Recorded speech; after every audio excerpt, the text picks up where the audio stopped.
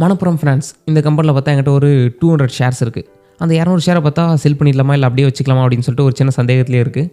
இன்றைக்கி வந்துட்டு fundamentally research பண்ணி அந்த கம்பெனி வந்துட்டு செல் பண்ணலாமா இல்லை அப்படியே ஹோல்டு பண்ணலாமா அப்படின்னு சொல்லிட்டு ஒரு டிசிஷன் எடுத்துக்கலாம். மேஜராக அப்ளை பண்ணக்கூடியது பார்த்தீங்கன்னா கம்பெனி பண்ணிட்டு இருக்கு அப்படின்றது தான். இப்போ மணப்புரம் ஃபைனான்ஸை பொறுத்த வரைக்கும் என்ன பிஸ்னஸ், இவங்களோட ரெவன்யூ மிக்ஸ் கோல்டுக்கு அகேன்ஸ்டாக வந்துட்டு எவ்வளோ நேரத்தில் அதிகமான ரெவன்யூ ஜென்ரேட் ஆகிட்டு இருக்கு அப்படின்னு சொல்லிட்டு பார்த்தோன்னா வந்துட்டு நான் என்கிட்ட எவ்வளோ ஷேர் இருக்குது அப்படின்னு சொல்லிட்டு காமிக்கப்போலாம் ஆவரேஜ் பண்ணியிருக்கேன், எப்பப்போலாம் எவ்வளோ குவான்டிட்டி வாங்கியிருக்கேன் அப்படின்னு சொல்லிட்டு ஒரு பிரேக் டவுன். கம்பெனியோடைய வேல்யூவேஷன்ஸ், கம்பெனி இப்போ ட்ரேட் இருக்கக்கூடிய ப்ரைஸ், அதாவது நீங்கள பி ரேஷியோ பார்த்துருவோம். பி ரேஷியோவும் பார்த்தீங்கன்னா சிஏஜிஆர் எப்படி இருக்குது அப்படின்னு ப்ராஃபிட் அண்ட் லாஸ் பார்க்க போகிறோம். ப்ராஃபிட் அண்ட் லாஸ் மேஜராக அப்ளை பண்ணக்கூடியது பார்த்தீங்கன்னா கம்பெனியோடைய பிஸ்னஸ், கம்பெனி என்ன பிஸ்னஸ் பண்ணிட்டு இருக்கு அப்படின்றது தான். இப்போ மணப்புரம் ஃபைனான்ஸை பொறுத்த வரைக்கும் என்ன பிஸ்னஸ் பண்ணிட்டு இருக்குன்னா கடன் கொடுக்கறது, அதாவது கோல்டுக்கு அகெயின்ஸ்டாக வந்துட்டு கடன் கொடுக்கறது தான் இவங்களோட மேஜர் பிஸ்னஸ். அது மட்டும் இல்லாமல் ஒரு சின்ன போர்ஷன் பார்த்தா மைக்ரோ ஃபைனான்ஸ்லேயே இருக்குது. இதில் கோல்டுக்கு அகெயின்ஸ்டாக கடன் கொடுப்பாங்க, ஓகே. மைக்ரோ ஃபைனான்ஸ் இருக்குது அப்படின்னா இது ஒரு பேங்கான்னு கேட்டால் பேங்க் கிடையாது, என்பிஎஃப்சி அப்படின்னு சொல்லிட்டு சொல்லுவாங்க. நான் banking financial company, finance company அப்படின்னு சொல்லிட்டு சொல்லுவாங்க. இவங்க ஸ்டார்ட் பண்ணது பார்த்தீங்கன்னா 1992 வந்து ஸ்டார்ட் பண்ணிட்டு இருக்காங்க. மணப்புரம் பார்த்தா கோல்டுக்கு அகேன்ஸ்டாகவும் கடன் கொடுத்துட்ருக்காங்க, அதே சமயத்தில் வந்துட்டு மைக்ரோ ஃபைனான்ஸும் பார்த்துட்ருக்காங்க. அப்படின்னா கோல்டுக்கு அகேன்ஸ்டாக வந்துட்டு எவ்வளோ பர்சன்டேஜ் வந்து கொடுத்துருக்காங்க, ஏன்னா கோல்டுக்கு அகேன்ஸ்டாக லோன் கொடுக்குறது வந்து ஒரு நல்ல விஷயம். அப்படி பார்க்கும்போது இவங்களோட ரெவன்யூ மிக்ஸ் கோல்டுக்கு அகேன்ஸ்டாக வந்துட்டு எவ்வளோ ரெவன்யூ ஜென்ரேட் ஆகிட்டு இருக்கு அப்படின்னு சொல்லிட்டு பார்த்தோன்னா 68%. ஒரு 70% கிட்ட பார்த்தா கோல்டுக்கு அகேன்ஸ்டாக லோன் கொடுக்குறதுல மட்டுமே அவங்களுக்கு ரெவன்யூ ஜென்ரேட் ஆகிட்டு இருக்கு. பேலன்ஸ் இருக்கக்கூடிய அந்த 30% பார்த்தோன்னா மைக்ரோ ஃபைனான்ஸில் இருக்குது.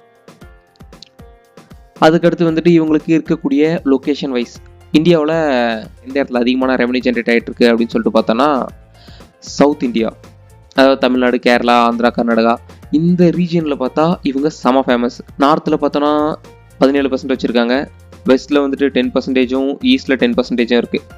மோஸ்ட்லி இவங்களோட ஃபோக்கஸ் முழுக்க இருக்கிறது பார்த்தா சவுத் இந்தியாவில்.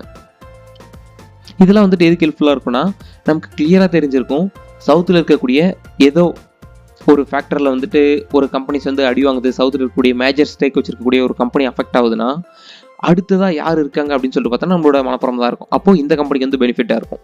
இந்த மாதிரி காரணத்துக்காக தான் வந்துட்டு லொக்கேஷன் வைஸ் பார்க்குறது வந்துட்டு கொஞ்சம் ஹெல்ப்ஃபுல்லாக இருக்கும். அதுக்கடுத்து வந்துட்டு மைக்ரோ ஃபைனான்ஸ், இதில் வந்துட்டு எந்த ரீஜியன் அதிகமாக கவர் பண்ணியிருக்காங்கன்னா சவுத், ஏன்னா இவங்களோட பேஸே வந்து சவுத் கேரளா அப்படின்றதுனால சவுத்தில் வந்துட்டு செம ஸ்ட்ராங்கு.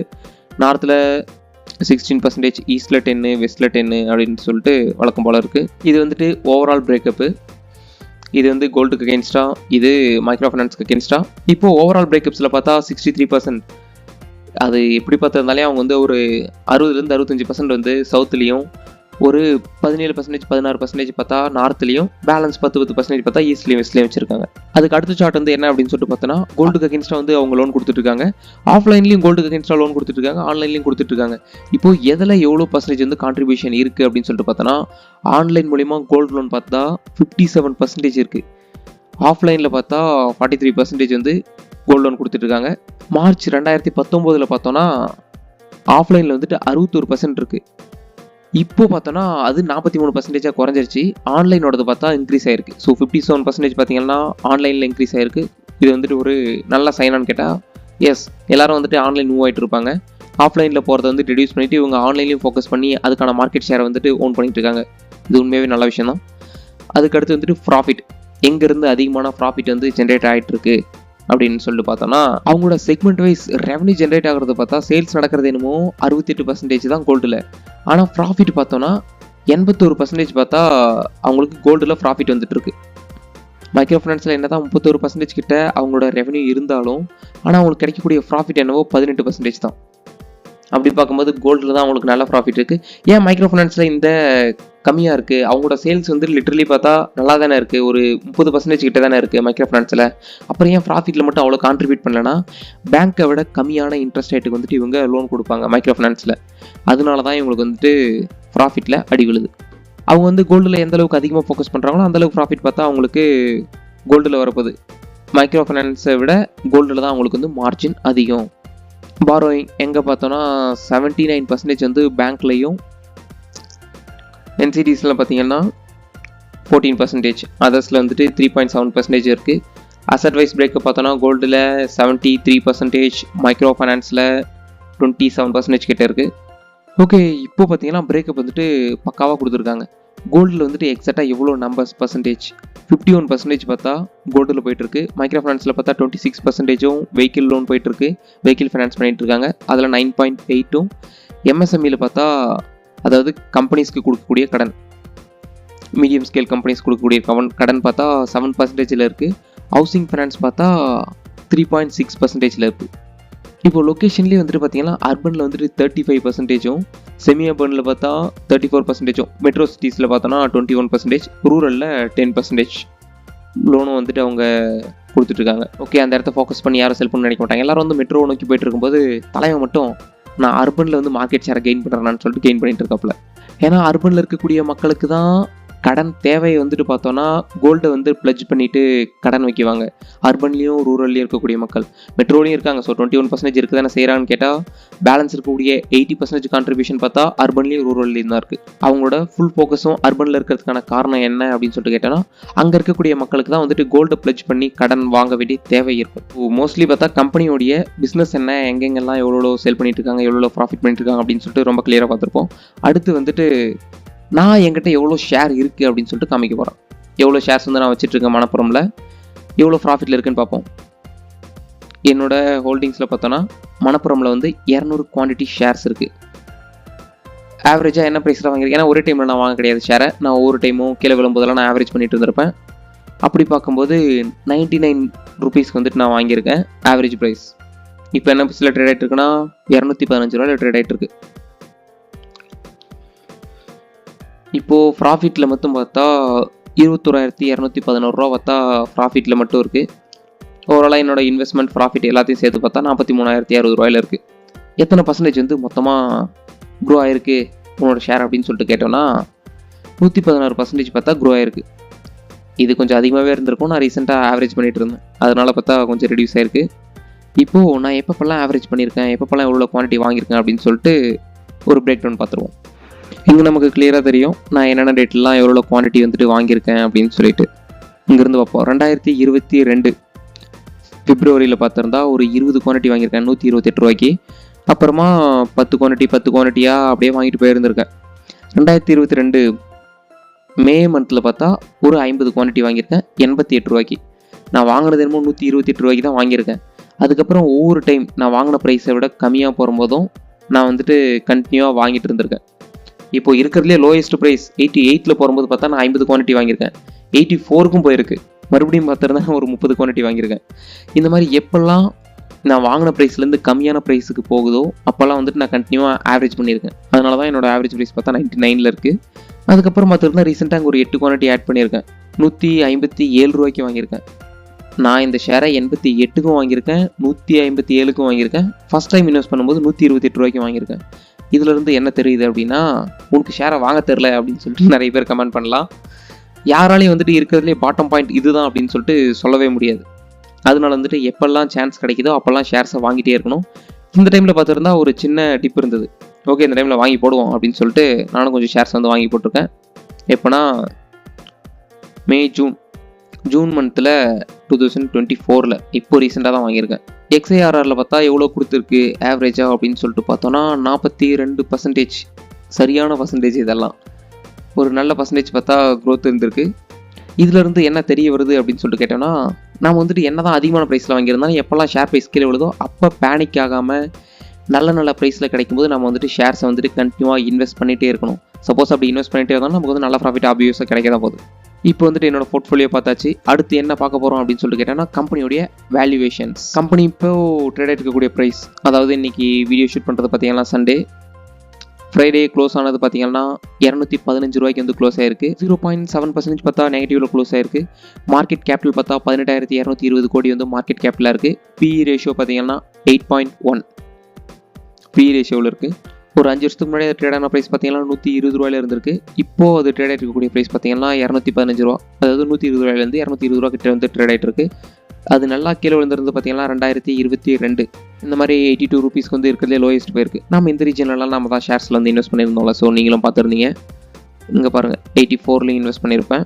88லையும் இன்வெஸ்ட் பண்ணியிருப்பேன். இந்த மாதிரி டைம்லாம் நாமளும் இன்வெஸ்ட் பண்ணியிருக்கோம். எப்போலாம் அதனோட ப்ரைஸ் வந்து கீழே போயிருக்கோ அப்போலாம் நான் இன்வெஸ்ட் பண்ணியிருக்கேன். 196 அந்த ரேஞ்சுக்கெல்லாம் வந்துட்டு திரும்ப மார்க்கெட் வந்துட்டு நல்லா மூவ் ஆயிருக்கு. வேல்யூவேஷனில் PE ரேஷியோ பார்த்துருவோம். PE ரேஷியோவும் பார்த்தீங்கன்னா அதிகமாக இருக்குது. எப்போல்லாம் இந்த PE ரேஷியோ கம்மியாகுதோ அப்போலாம் நம்ம ஓடி போயிட்டு மார்க்கெட்டில் இன்வெஸ்ட் பண்ணுறது தான் சரியாக இருக்கும். பார்த்தீங்களா, அப்போ மார்க்கெட் டிப் இருந்ததில்ல ஜூனில், அதே டைமில் பார்த்தீங்கன்னா நல்ல PE ரேஷியோவில் இருந்திருக்கு. நான் ஜூன் 2024 அப்பயும் இன்வெஸ்ட் பண்ணியிருப்பேன்னு நினைக்கிறேன். பார்த்தீங்களா, இன்வெஸ்ட் பண்ணியிருக்கேன் ஜூன் மந்த்தில் 8 குவான்டிட்டி வாங்கியிருந்தேனே. ஸோ அது வந்து எப்போ அப்படின்னு சொல்லிட்டு பார்த்தோன்னா இங்கே தான், இங்கே கீழே விழுந்தபோது வாங்கியிருக்கேன் 4ஆம் தேதி ஜூன். இங்கே இன்வெஸ்ட் பண்ணது பார்த்தீங்களா இருக்கிறதுலே லோயஸ்ட் பாயிண்ட், எனக்கே தெரியல. அப்போது நல்ல PE ரேஷியோவில் இருந்திருக்கு. ஸோ அப்பயும் பார்த்தீங்கன்னா இன்வெஸ்ட் பண்ணியிருக்கேன். இப்போது இதனோட ஷேர் வந்து என்ன தான் பண்ண போகிறேன் அப்படின்னு சொல்லிட்டு கேட்டோன்னா இந்த வேல்யூவேஷனை பார்த்து முடிச்சதுக்கப்புறம் சொல்கிறேன் நான் இந்த ஷேரை என்ன பண்ண போகிறேன் அப்படின்னு சொல்லிட்டு. ஷேர் ப்ரைஸோட CAGR எப்படி இருக்குது அப்படின்னு சொல்லிட்டு பார்த்தோன்னா ஒரு வருஷத்தில் பயங்கரமாக இருக்குது. 51 இருந்திருக்கு, 44. நம்ம இப்படி பார்க்குறத விட ஒரு கடந்த 5 வருஷம் 10 வருஷம் அந்த ரேஞ்சில் பார்க்கணும். ஏன்னா இன்வெஸ்ட் பண்ணுறவங்க கண்டிப்பாக நம்ம ஒரு 5 வருஷமாவது அட்லீஸ்ட் இன்வெஸ்ட் பண்ணுவோம். 12 இருக்குது, இது உண்மையாகவே பரவாயில்ல. அதுக்கு அடுத்தது சேல்ஸோட CAGR பார்த்தோன்னா 15 இருக்குது. அதுவே ஒரு 9 இயர்ஸில் பார்த்தோன்னா 18 இருக்குது. 10 இயர்ஸில் பார்த்தோன்னா 16 இருக்குது. இப்போ ரீசெண்டாக பார்த்துருந்தோன்னா 29. இதெல்லாம் உண்மையாகவே நல்ல நம்பர் தான். ஸோ PTA மார்ஜினும் பார்த்தோன்னா எல்லாமே நல்லா தான் இருக்குது. எதுலேயும் வந்துட்டு குறை சொல்கிற மாதிரி கிடையாது. இங்கெல்லாம் பார்த்துருந்தா மைனஸில் இருந்திருக்கு. அதுக்கப்புறம் உண்மையாகவே சூப்பர் 2.5 இந்த ரேஞ்சில் இருக்குது. இப்போது கேஷ் ஃப்ளோ CAGR பார்த்தோன்னா 9 இருக்குது. ஓகே, நல்லது. ஆனால் கொஞ்சம் கம்மியாக இருந்திருக்கு. இந்த வருஷம் சூப்பர். இங்கே 3லேயும் நல்லா இருந்திருக்கு 3 வருஷத்துடைய ஆவரேஜில் பார்க்கும்போதும். இப்போது ப்ராஃபிட் அண்ட் லாஸ் பார்க்க போகிறோம். ப்ராஃபிட் அண்ட் லாஸை பொறுத்த வரைக்கும் 2016 2024 வரைக்கும் இருக்குது. இயர் ஆன் இயர் பார்க்க போகிறோம். சேல்ஸை பார்த்தோன்னா 2200 crore இருந்து சேல்ஸை பொறுத்த வரைக்கும் 2200 கோடியிலேருந்து 5800 கோடியை வந்து க்ரோ ஆயிருக்கு. இது உண்மையாகவே நல்ல விஷயம், செம்மையாக க்ரோ ஆயிருக்குல்ல. ஸோ 2200 5800 வரைக்கும் போயிருக்கு. 5800 கோடி வரைக்கும் சேல் நடந்துகிட்ருக்கு. சரி, சேல் என்ன நடந்தால் என்ன, ப்ராஃபிட்டை பற்றி பார்ப்போம்னு பார்த்தா 337 கோடி 2016 மார்ச்சில் இருந்தது. இப்போது 1658 கோடி வந்துட்டு க்ரோ ஆயிருக்கு. ஒவ்வொரு டைமும் பார்த்துருந்தா நல்ல க்ரோத் இருக்க தான் செய்யுது. அதுவே இந்த 1658 கோடியை விட 1698 கோடி இருந்திருக்கு 2021. என்னடா 2 வருஷத்துக்கு முன்னாடியே நல்லா ப்ராஃபிட் பண்ணியிருக்க, இப்போ என்னடா அப்படி பண்ணிட்டு இருக்க அப்படின்னு சொல்லிட்டு கேட்க தோணுது. அதெல்லாம் கேட்கப்படாது. அதுக்கு அடுத்தது நம்பர் ஆஃப் ஷேர்ஸ். இது எவ்வளோ நம்பர் ஆஃப் ஷேர்ஸ் இருக்குது அப்படின்னு சொல்லிட்டு க்ரோரில் மென்ஷன் பண்ணியிருக்காங்க. என்னடா 84 இருக்குது, வெறும் 84 ஷேர் தான் கேட்கக்கூடாது. 84 கோடி ஷேர் இங்கே இருக்கே, என்ன இது வெறும் 84 இருக்குது அப்படின்னு சொல்லி பார்த்தா இதெல்லாம் வந்து க்ரோர்ஸில் மென்ஷன் பண்ணியிருக்காங்க. இங்கே போட்டிருக்கு பாருங்கள். ஓகே, இன்வெஸ்டர்லாம் எவ்வளோ வந்து டிவிடெண்ட் பர்சன்டேஜ் வந்து பே பண்ணியிருக்காங்க அப்படின்னு சொல்லிட்டு பார்த்தோன்னா அவங்களோட ப்ராஃபிட்லேருந்து 16% பார்த்தா டிவிடெண்ட்டுக்காக வந்துட்டு ஸ்பெண்ட் பண்ணியிருக்காங்க. இங்கே 20 இருந்திருக்கு. சில டைம்லாம் பார்த்தா 56% எல்லாம் கொடுத்துருக்காங்க. நெக்ஸ்ட்டு நம்ம பார்க்க வேண்டியது பார்த்துருந்தா டெப்ட் ஈக்விட்டி ரேஷியோ பார்த்தோன்னா 3.19 மார்ச் 15 இருந்தது. 2015 3.19 இருக்குது. இப்போ பார்த்துருந்தோன்னா 23 2023 பார்த்தா 2.1 இருக்குது. 2024 2.17 இருக்குது. பிரச்சனையே கிடையாது. ROIC பார்த்துருந்தா 2015 30 இருந்திருக்கு. இப்போது ஆப்வியஸாக குறைஞ்சிருக்கு 16 இருக்குது. அதுவே கடந்த சில நாட்களினுடைய கம்பேரிசனில் பார்த்தோம், போன வருஷத்துக்கு பார்த்தோன்னா 14 இருந்திருக்கு. இப்போ வந்துட்டு 16 இருக்குது. சூப்பர் தானே அப்படின்னு நினச்சோன்னா இது வந்துட்டு இருக்கிறதுலே லோயஸ்ட்டாக இருக்குது ஒரு கடந்த 5 வருஷத்தோட கம்பேரிசனில் பார்த்தோன்னா. இங்கே எல்லாம் பார்த்துருந்தோன்னா 29 21 20 அந்த ரேஞ்சில் இருந்திருக்கு. ஆனால் இப்போ பார்த்துருந்தா 16 இருக்குது. இப்போது இந்த வருஷம் பார்த்துருந்தா கொஞ்சம் இன்க்ரீஸ் ஆகிருக்கு. அதுவே ROI பார்த்துருந்தா அதே மாதிரி தான் இருக்குது, 16 இருக்குது, 14. ஸோ மித்தபடி பார்த்துருந்தோன்னா எங்கெல்லாம் கொஞ்சம் நல்ல ROIயில் இருந்துட்டு இப்போ ரெடியூஸ் ஆனதுனால கொஞ்சோண்டு பேட் இம்ப்ரெஷன் இருக்க தான் செய்யுது. அதனால தான் ஒரு மேசிவான க்ரோத் இல்லை, பயங்கரமாக அப்படியே ஏறிட்டு போதும் அப்படின்ற மாதிரி இல்லை. இங்கே பார்த்துருந்தோன்னா நமக்கு வந்து நம்பர்ஸில் நல்ல க்ரோத் இருக்கும். ஒரு ஷேர் பார்த்தீங்கன்னா 8 ரூபா earn பண்ணி கொடுத்துட்ருக்கு, 9 ரூபா earn பண்ணி கொடுத்துட்டு இருந்துச்சு அப்போல்லாம். அதுவே இப்போ பார்த்துருந்தா 19 ரூபா earn பண்ணி கொடுக்குறதுல சூப்பர் தானேன்னு சொல்லிட்டு கேட்டோம்னா நம்ம எவ்வளோ காசு கொடுத்துருக்கோமோ அதுக்கு அகெயின்ஸ்டான ஏர்னிங்ஸ் இருக்கணும். அப்போ நம்ம வெறும் வந்துட்டு 100 ரூபாய்க்கு வாங்கியிருப்போம், அப்போ 9 ரூபா earn பண்ணி கொடுத்தது சூப்பராக இருந்திருக்கும். இப்போ வந்து நம்ம 200 ரூபா 250 ரூபா கொடுக்கும்போது 19 ரூபா கொடுக்குறது பார்த்தா ரொம்ப கம்மியாக இருக்கும். ஏன்னா நான் 250 ரூபா கொடுக்குறேன், வெறும் 19 ரூபா தான் ஏர்னிங்ஸா, அப்போ நான் வெறும் 80 ரூபா கொடுக்கும்போது எனக்கு வந்துட்டு 9 ரூபா ஏர்னிங்ஸ் இருந்துச்சே அப்படின்னு சொல்லிட்டு கேட்டோன்னா அந்த கேள்விக்கான பதில் நம்மக்கிட்ட இருக்காது. அதனால தான் வெறும் நம்பர்ஸை பார்க்காம இந்த ரேஷியோவில் பார்க்கும்போது நமக்கு கொஞ்சம் கிளியராக புரியும். இப்போது வேல்யூவேஷனில் வந்துட்டு PE ரேஷியோ பார்க்க போகிறோம். பிஇ ரேஷியோவில் பார்த்தீங்கன்னா 2015 10 இருந்திருக்கு. இப்போ பார்த்துருந்தோம்னா நமக்கு 8 இருக்குது. ஓகே, பிஇ ரேஷியோ குறைஞ்சிருக்கல, நல்லது தானே அப்படின்னு சொல்லிட்டு பார்த்தோன்னா கடந்த 5 வருஷத்தில் பார்க்கும்போது 6.5 இருந்தது, இப்போது 8.8 இருக்குது. அப்படின்னா அவங்களோட ஏர்னிங்ஸ் இன்னும் கொஞ்சம் இன்க்ரீஸ் ஆகணும், இம்ப்ரூவ் ஆகணும் அப்படின்றத மென்ஷன் பண்ணுது. அதனால தான் பார்த்துருந்தா இதனோட ப்ரைஸ் கொஞ்சோண்டு ஃப்ளக்சுவேட் ஆகிட்டே இருக்குது. அதுக்கடுத்து ப்ரைஸ் டு புக்கில் பார்க்கும்போது 1.4 இருக்குது, இங்கே 1.1 இருக்குது. ஸோ இது இன்க்ரீஸ் ஆகிருக்கு. இது எல்லாமே ஓவராலாக பார்க்கும்போது இன்னும் கொஞ்சம் இதனோட ஷேர் ப்ரைஸ் குறையணுமா அப்படின்னு சொல்லிட்டு தான் சொல்ல வருது. ஓகே, ஃபைனலாக ஷேர் ஹோல்டிங் பேட்டர்ன் பார்த்துருவோம். ரொம்ப நேரம் ஆகிடுச்சு இந்த வீடியோவுக்கு. ஷேர் ஹோல்டிங் பேட்டர்ன் பார்த்தா ப்ரொமோட்டர் கிட்ட வந்துட்டு 31% இருக்குது, எஃப்ஐஎஸ் கிட்ட பார்த்துருந்தா 33%, மியூச்சுவல் ஃபண்ட் கம்பெனிஸ் கிட்ட வந்துட்டு 7% இருக்குது, அப்புறம் இன்சூரன்ஸ் கம்பெனிஸ் கிட்ட 1.2% இருக்குது. அதாவது மக்கள் நம்மக்கிட்ட பார்த்துருந்தோன்னா 22% இருக்குது. ஹிஸ்டாரிக்கலி பார்த்தோன்னா ப்ரொமோட்டரை விட வந்து எஃப்ஐஎஸ் கிட்ட வந்துட்டு அதிகமான ஷேர்ஸ் வந்துட்டு இருந்திருக்கு. 2019 அந்த டைம்லலாம் 44% வந்து ஓன் பண்ணி வச்சுருந்துருக்காங்க. அப்போ ப்ரொமோட்டர் கிட்ட இருந்தது பார்த்தீங்கன்னா 35.1. ப்ரொமோட்டர் பார்த்துருந்தா இப்போது பார்த்துருந்தா ஃபிக்ஸ்டாக அதே ரேஞ்சை மெயின்டைன் பண்ணிகிட்டு இருக்காரு, கொஞ்சோண்டு இன்க்ரீஸ் பண்ணியிருக்காருன்னு கூட சொல்லலாம். 35.1 இருந்ததை 35.2 இன்க்ரீஸ் பண்ணியிருக்காரு. ஆனால் எஃப்ஐஎஸ் பார்த்துருந்தா ரெடியூஸ் பண்ணியிருக்காங்க. அந்த 44 இருந்ததுன்னு பார்த்தா இப்போது வந்துட்டு 33 ரெடியூஸ் பண்ணியிருக்காங்க. கிட்டத்தட்ட ஒரு 10% கிட்ட ரெடியூஸ் ஆகிருக்கு. இப்போது 2023 கம்பேர் பண்ணும்போது இன்க்ரீஸ் ஆகிருக்கு. 27 33 இன்க்ரீஸ் ஆகிருக்கு. அதனால தான் என்னோடய ஷேர் ப்ரைஸும் கொஞ்சம் கொஞ்சமாக இன்க்ரீஸ் ஆகிறதுக்கான காரணம். ஸோ அதர்வைஸ் ஹிஸ்டாரிக்கலி பார்க்கணுன்னு நினச்சோன்னா பேலன்ஸ் ஷேர் ரேட்லாம் இருக்குது அப்படின்னு சொல்லிட்டு நீங்கள் பார்த்துக்கலாம். மேஜராக இருக்கக்கூடியது பார்த்தீங்கன்னா எஃப்ஐஎஸ் கிட்டேயும் ப்ரொமோட்டர் கிட்டேயும் தான் மேஜரான ஷேர்ஸ் இருக்குது. ஓகே, ஃபைனலாக வந்துட்டு நீ என்ன பண்ண போகிற, இந்த ஷேர் வந்துட்டு செல் பண்ண போறியா இல்லை அப்படியே வச்சுக்க போறியா அப்படின்னு சொல்லிட்டு கேட்டோன்னா நான் இப்போதைக்கு வந்துட்டு பை பண்ண போகிற ஐடியாவில் இல்லை. அதுக்குன்னு ஓகே என்ன 116% வந்து ப்ராஃபிட்டில் இருக்குது, அப்போது செல் பண்ணிவிட்டு உங்கள் ப்ராஃபிட்டை புக் பண்ண போறியான்னு கேட்டால் இல்லை, கண்டிப்பாக வந்துட்டு நான் செல் பண்ண போகிறதில்ல. இந்த ஷேர் வந்துட்டு அப்படியே ஹோல்டு பண்ண போகிறேன். இதனோட ப்ரைஸ் வந்துட்டு ரெடியூஸ் ஆகும்போது நான் கண்டிப்பாக திரும்ப என்ட்ரு ஆவேன். அந்த ரேஞ்சில் பார்த்தோம்னா நமக்கு 7.5 இந்த ரேஞ்சிலலாம் வரும்போது நம்ம கொஞ்சம் கொஞ்சமாக ஆட் பண்ணிகிட்டே இருந்திருந்தோம்னா நமக்கு நல்ல ப்ராஃபிட்டில் இருந்திருக்கும். அதே மாதிரி இப்போவும் வெயிட் பண்ண போகிறேன். 7.5க்கு கீழே வருது இதனோட பி ரேஷியோ அப்படின்னா அப்போது என்டர் ஆவேன். அது வரைக்கும் இந்த ஷேர் வந்து சேல் பண்ண போகிறது கிடையாது. அது என்னோடய ஹோல்டிங்ஸில் அப்படியே தான் இருக்க போகுது. இந்த வீடியோ வந்து உங்களுக்கு பிடிச்சிருக்கு அப்படின்னு நினச்சிங்கன்னா இந்த வீடியோவை லைக் பண்ணுங்கள். இந்த வீடியோ யாருக்கு யூஸ்ஃபுல்லாக இருக்குன்னு நினைக்கிங்களா உங்களுக்கு ஷேர் பண்ணுங்கள். இது வரைக்கும் நீங்கள் நம்ம சேனலை சப்ஸ்கிரைப் பண்ணாமல் இருக்கீங்கன்னா மறக்காமல் சப்ஸ்கிரைப் பண்ணி நம்ம சேனலை சப்போர்ட் பண்ணுங்கள். தேங்க்யூ ஃபார் வாட்சிங்.